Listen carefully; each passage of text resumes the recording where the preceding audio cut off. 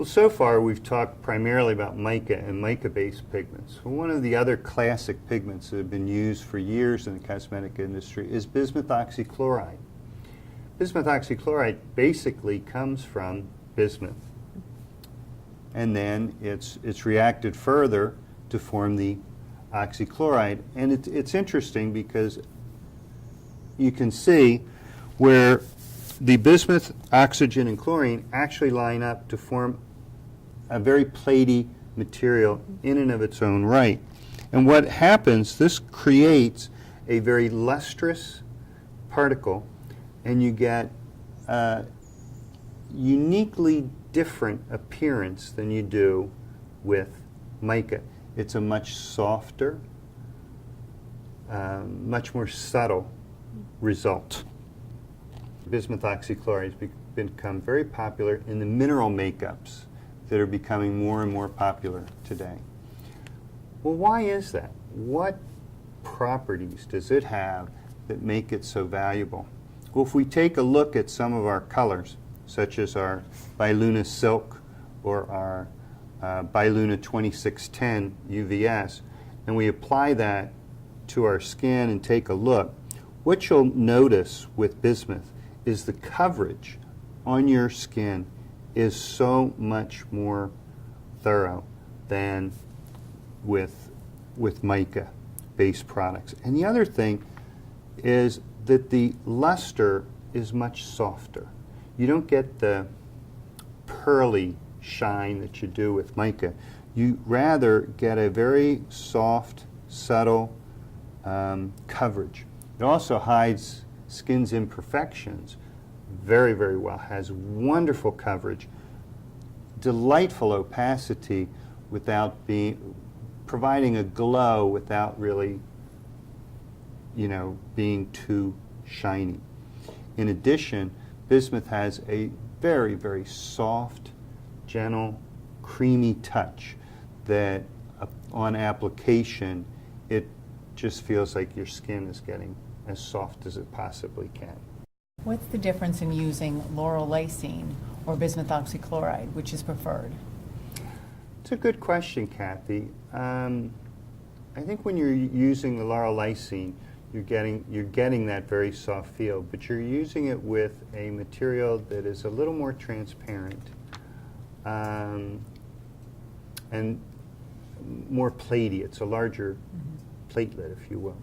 With bismuth oxychloride, you're getting very, very nice coverage as well as that very soft luster. Both can be used, both are used, both provide a very, very nice feel, touch to the skin, and it really ends up being the formulator's preference. We give you the tools, and we hope that you'll find the one that you like the very best. Thanks. In addition, Doug, I understand that bismuth oxychloride is available both wet and dry. Can you explain the differences and which one I would choose if I was a formulator? That's an excellent question, Kathy, and why that's important is that in the crystallinity formation, when bismuth oxychloride forms crystals, the luster that is developed in the wet state is so much deeper and richer. And where that's important particularly is in nail enamels. And it'll be widely used in nail enamels to give that really, really mother of pearl effect. The challenge is it's let down in nitrocellulose. So shipping issues are always a concern, and it's shipped under very strict regulations. Not a problem, but just be aware of that. Mm-hmm.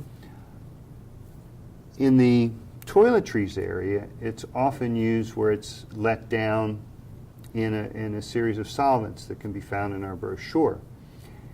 Here, it's then most frequently used in toiletries such as bath soaps, to give that, again, to give that very, very unique mother of pearl appearance.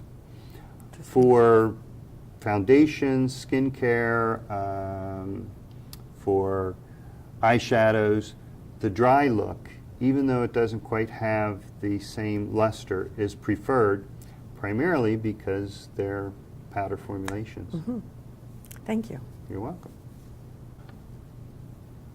We think that bismuth oxychloride is an absolutely fantastic raw material for your toolbox, again, for mineral makeups, for delivering just that really soft touch.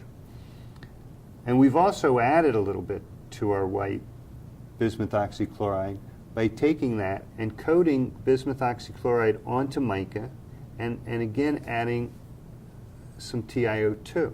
And one of the things that I really want to show you is how we take the concept of adding a colorant like TiO2 to bismuth oxychloride coated mica, and we take it another step further by adding iron oxides in a variety of colors.